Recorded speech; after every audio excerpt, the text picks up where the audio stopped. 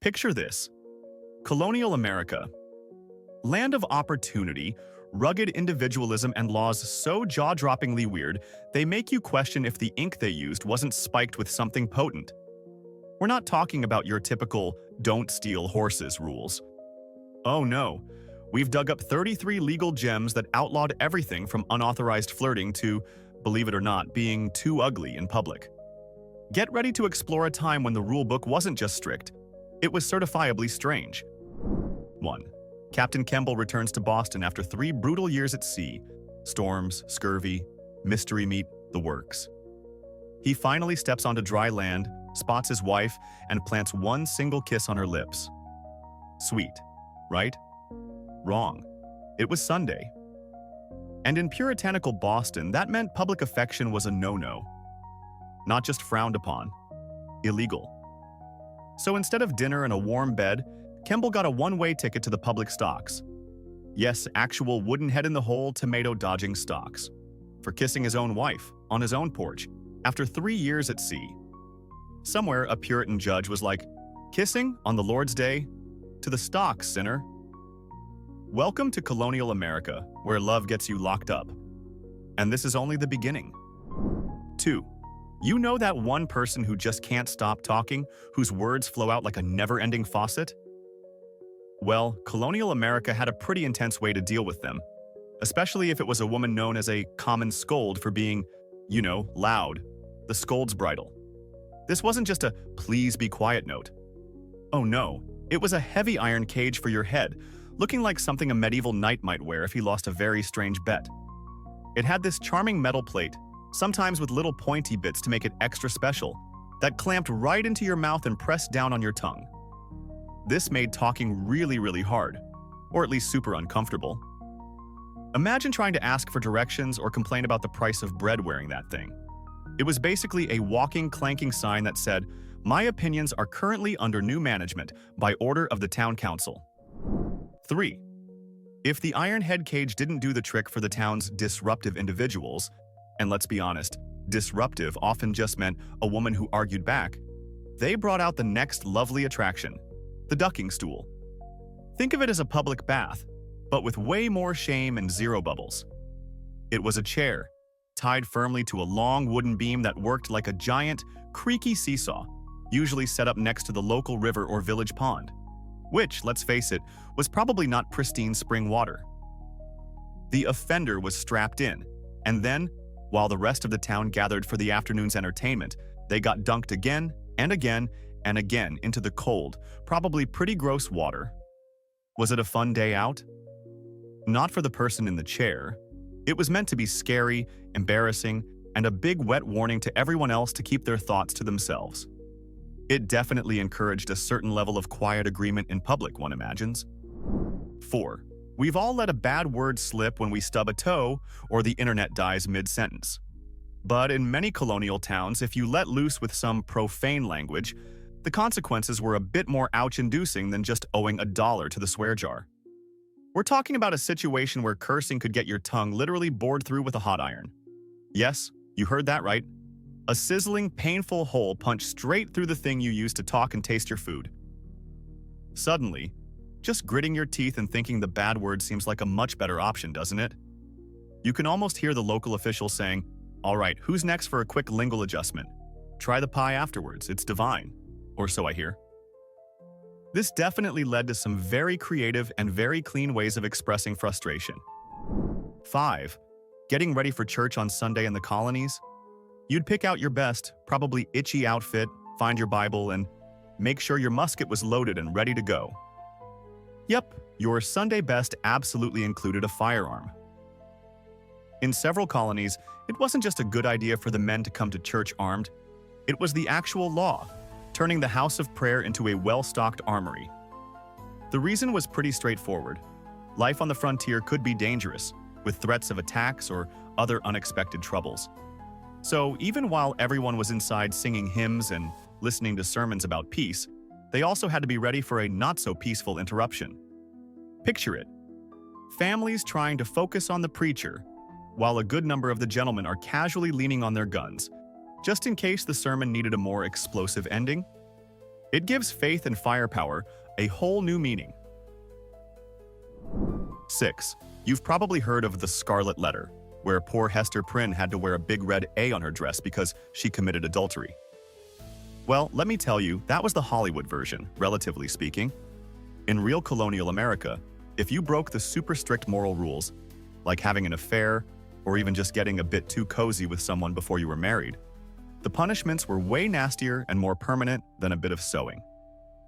We're talking about brutal public whippings that would make you wince just thinking about them. And branding? Oh, they were big fans of branding. They'd take a red-hot iron and burn letters, like A for adulterer, or B for someone who said something bad about God, or R for a known troublemaker, right onto your skin, often on your forehead or cheek. So, everyone you ever met would know your business because it was literally written all over your face.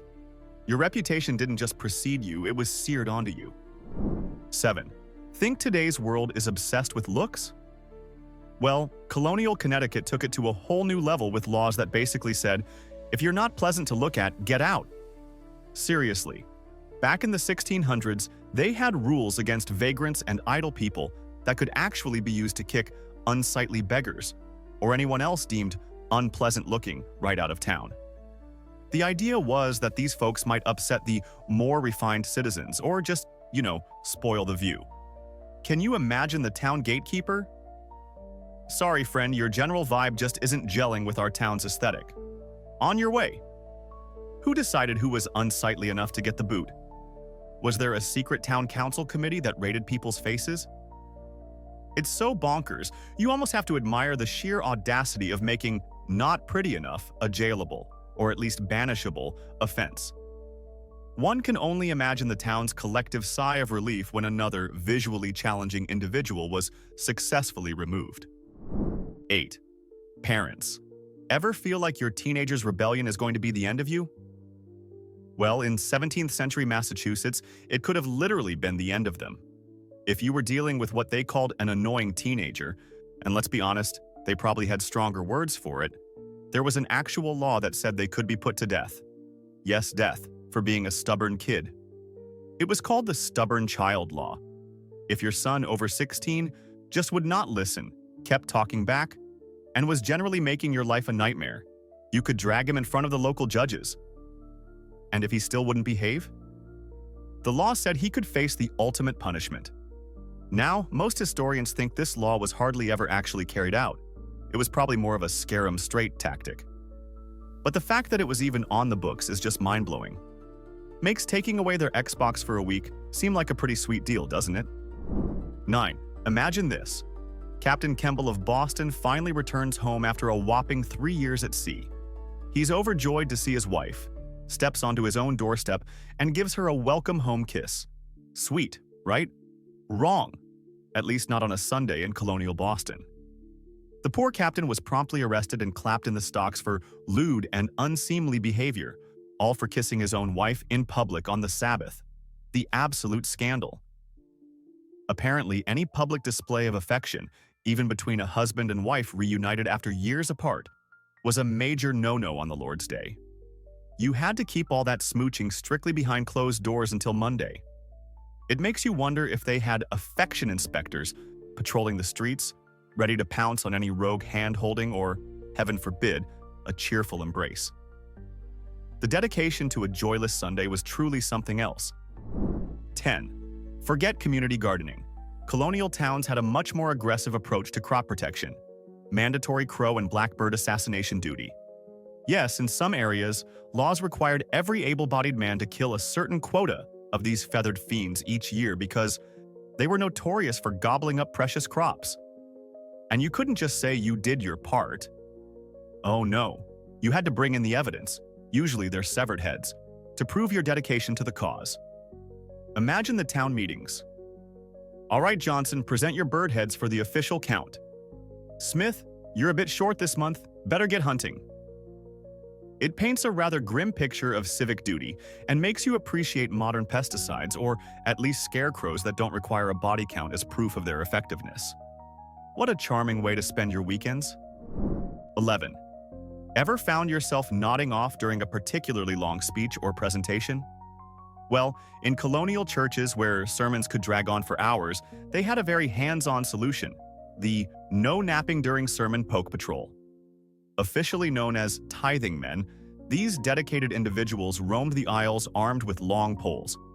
And these weren't just ordinary poles. One end often had a feather or a foxtail, a gentle tickle to rouse sleeping women or children. The other end?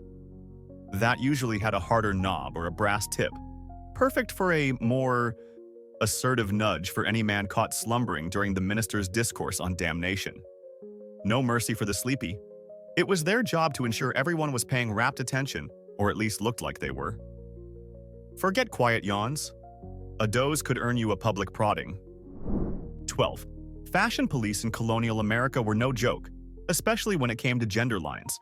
There were strict laws forbidding anyone from wearing the clothing of the opposite sex, so don't you dare wear his breeches or her bonnet. This wasn't just a suggestion. It was considered a serious offense, a violation of divine order, public morality, and probably a surefire way to confuse the livestock.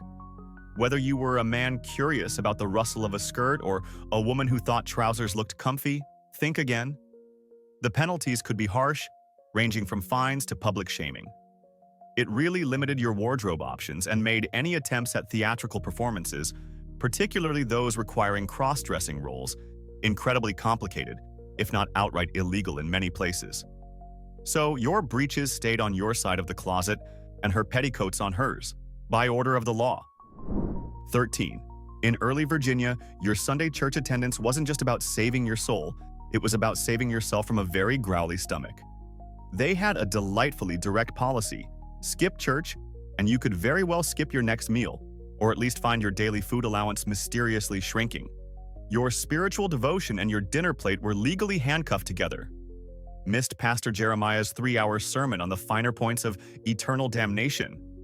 Well, perhaps the gnawing emptiness in your belly would serve as a divine reminder for next week. You can imagine the sudden surge of piety that swept through the colony right around lunchtime every Sunday.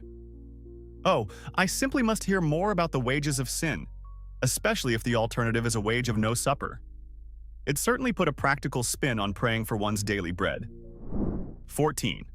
Forget your relaxing Sunday brunches or afternoon naps. In colonial America, Sunday Fun Day was more like Sunday No Way. The Sabbath was serious business, and they meant serious. Absolutely no work was allowed, no traveling, unless it was an absolute emergency. No sports, no games, no visiting friends for a casual chat, and definitely no public amusements. Even just looking too cheerful or laughing too loudly on a Sunday could get you some serious side-eye, or even a talking to from the local tithing man. Fun was basically illegal 1 day a week. The goal was solemn contemplation, prayer, and more prayer. You can imagine the collective sigh of relief when the sun finally set on Sunday, and people could, actually live a little without worrying about breaking a heavenly and earthly law. 15. Thinking of wooing that special someone in colonial times? You'd better get permission first, because flirting could result in fines and public shame. Trying to inveigle someone's affections, basically charming or persuading them into a relationship without their parents' or guardians' explicit consent, was a punishable offense.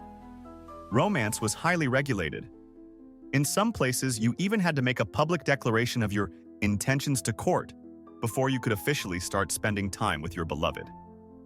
No spontaneous dates, no secret love notes, unless you were very, very sneaky. It was all very formal and above board, ensuring that no young person's affections were unfairly or improperly swayed. It makes modern dating anxieties seem like a walk in the park, doesn't it? 16. Ever felt judged for your fashion choices? Well, meet the colonial fashion police, who were very serious about sumptuary laws. These weren't about whether your hat matched your shoes. These laws dictated what fabrics, colors, and styles of clothing people of different social classes and incomes could wear. No silk or fine lace for the common folk, thank you very much. That was reserved for the wealthy elite. If you were caught dressing above your station, you could be fined or publicly humiliated. The idea was to maintain social order and prevent people from pretending to be richer or more important than they actually were.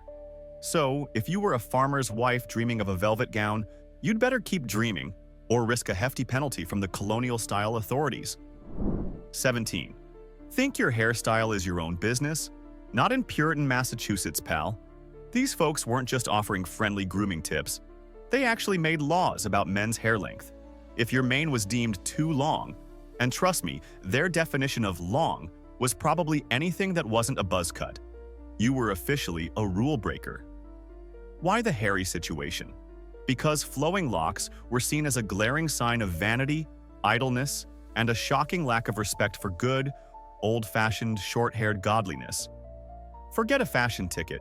You could face actual fines or public scoldings for daring to let your hair grow. It was a serious business. Imagine getting a legal citation for excessive hair. Colonial problems, right? 18. Before the internet and viral shaming, colonial America had its own highly effective method of public disgrace: the stocks and pillories. These were the original platforms for showcasing your community's miscreants. Got a bit too drunk? Stole a loaf of bread? Broke one of the many Sabbath rules? You might find yourself locked into one of these charming wooden contraptions, on full display in the town square for all your neighbors to see, jeer at, and sometimes even throw rotten vegetables at. It was public entertainment, and a stern warning rolled into one.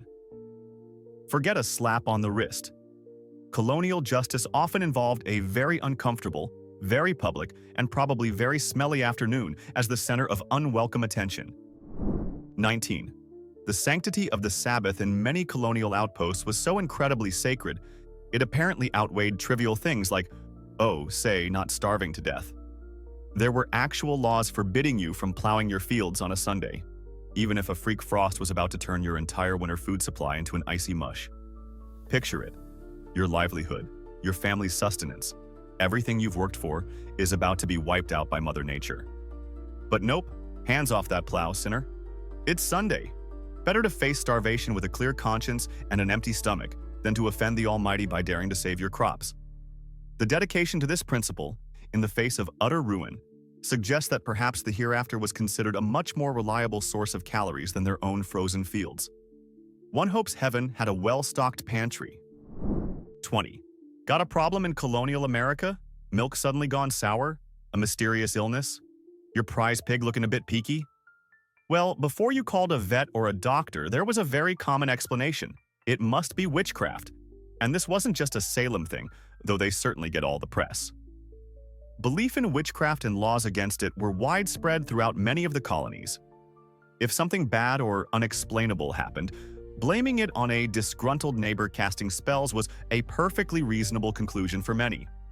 Accusations could fly, and the consequences for those accused could be devastating, ranging from imprisonment to, yes, execution.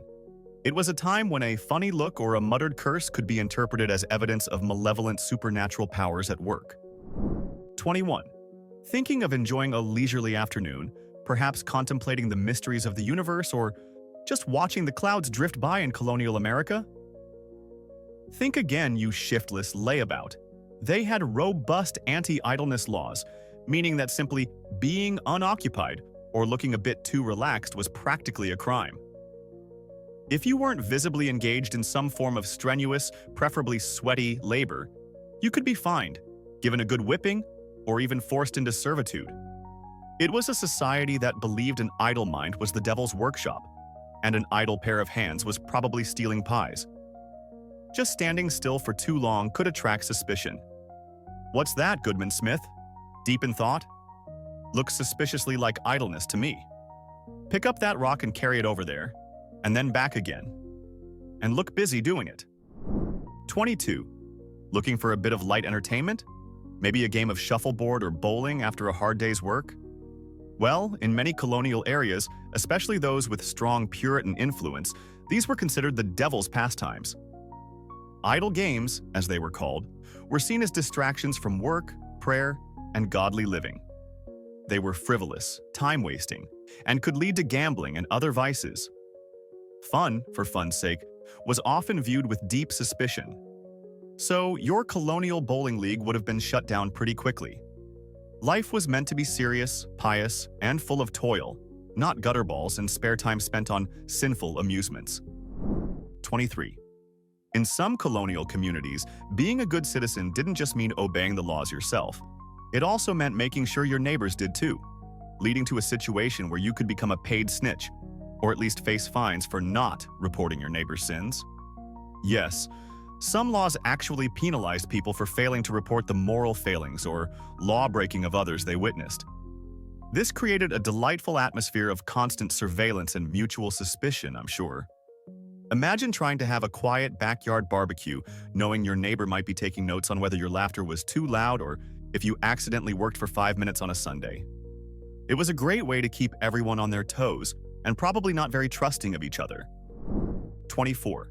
Forget your weekly poker night with the boys if you were living in colonial America, because playing cards were often considered engines of Satan. Along with dice and any other forms of gambling, cards were widely prohibited in many colonies. They were viewed as tools of the devil, leading to idleness, vice, financial ruin, and general social disorder. The authorities believed that nothing good could come from shuffling a deck of cards, only temptation and trouble. So, if you were caught with a pack of the devil's picture book, you could expect a fine public shaming, or worse. Stick to hymn singing. It was much safer, though arguably less thrilling. 25. Thinking of catching a play? Enjoying a bit of theatrical drama? How utterly sinful and lewd. In many colonies, particularly those dominated by Puritan beliefs, theatrical performances were outright banned. Actors were often considered vagrants, disreputable characters, and the plays themselves were thought to corrupt morals, promote idleness, and generally lead the populace astray with their frivolous and often suggestive content. Shakespeare would have had a very tough time finding a gig in early Boston or Plymouth. The stage was seen not as a place of art and entertainment, but as a potential hotbed of sin and a distraction from more godly pursuits. So your evening entertainment options were rather limited, mostly involving more prayer or perhaps a lively discussion about the day's sermon. 26. We all know lying under oath in court is a big deal, but in some colonial settlements, even everyday lying could earn you a whipping, and not just for courtroom fibs. Spreading pernicious lies, that is, malicious falsehoods that caused public disturbance, damaged someone's reputation, or undermined authority, could lead to fines, the stocks, or a painful session at the whipping post. Honesty wasn't just the best policy.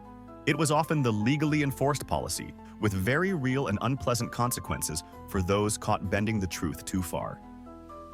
It makes you wonder how many creative storytellers were inadvertently branded as criminals simply for having a vivid imagination in a society that prized stark, unvarnished, and often religiously approved truth. 27. Freedom of thought in colonial America had some rather restrictive terms and conditions, especially when it came to the big guy upstairs. If you dared to publicly question the existence of God or the main tenets of the prevailing Christian faith, you weren't just starting a lively theological debate. You were potentially signing your own death warrant thanks to strict blasphemy laws. Denying the divine authority of the scriptures or the divinity of Christ wasn't merely a controversial take. In some colonies, it was a one-way ticket to the gallows. While executions for pure blasphemy weren't an everyday occurrence, the laws were very much real and designed to ensure that any philosophical ponderings stayed well within the officially approved lanes. It seems the Almighty, despite being all-powerful, apparently required colonial magistrates to vigorously defend his reputation with the threat of lethal force, which is an interesting approach to divine public relations. 28. Just out for a late-night stroll, enjoying the cool evening air? Well, in many colonial towns, that could make you a Nightwalker criminal. Being out and about late at night without a very good and verifiable reason was a punishable offense. The authorities generally assumed that if you were night walking, you were up to no good, probably engaging in some illicit activity like drinking, gambling, meeting someone you shouldn't, or plotting some nefarious deed. Curfews were often strict, and patrols were common. So, your midnight constitutional could easily land you in the local lockup, trying to explain that you just couldn't sleep. The night was for sleeping, or for those with official business, not for idle wandering. 29. Forget choosing what to plant in your own garden based on your preferences or market demand.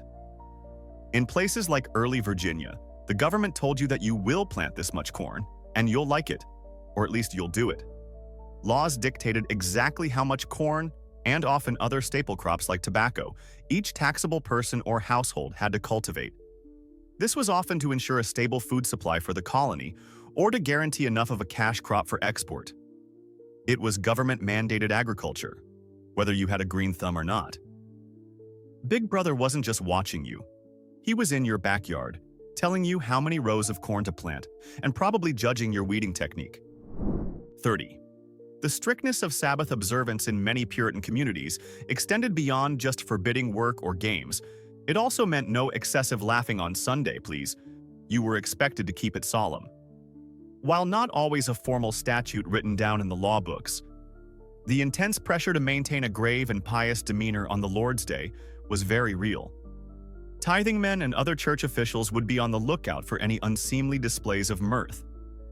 Loud, boisterous laughter or any overt public joy on a Sunday could earn you a stern warning, a fine, or at least a public rebuke for failing to observe the proper solemnity.